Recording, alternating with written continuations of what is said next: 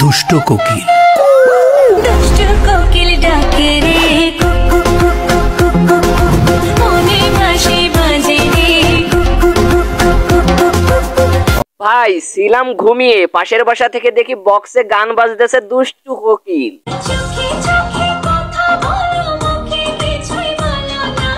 না পেরে কানে হেডফোন দিয়ে ফোন অন করলাম, অন করেই দেখি দুষ্ট কোকিল।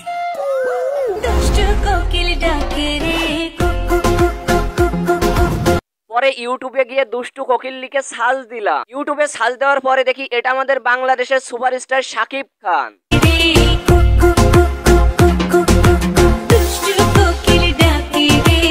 এবং তার তুফান সিনেমার দ্বিতীয় গান দুষ্টু কোকিল।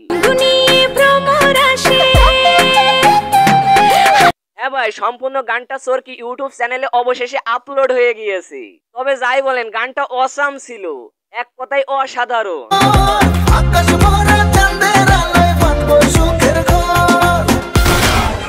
বিশেষ করে শাকিব খানের রিভলভার দিয়ে গুলি করার ওই মুহূর্তটা দেখে তো আমার মনেই হচ্ছিল না এটা বাংলাদেশের কোন সিনেমা, তাও আবার শাকিব খান।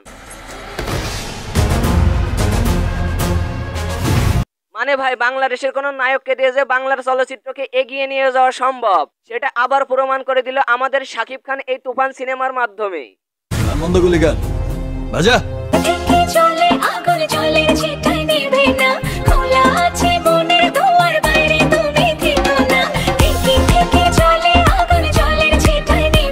আর ইতিমধ্যে টিকটকের একটি ভিডিও ভাইরাল হয়েছে এই তুফান সিনেমার গানের সাথে নিজেদেরকে উপস্থাপন করি।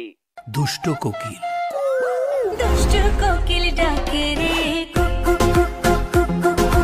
মনে বাঁশি বাজে রে। আমার কোনো মানুষ ভালো লাগে না, কিন্তু তোমারই ভালো লাগছে, কারণ তুমি পড়ি। দুষ্ট কোকিল ডাকে রে।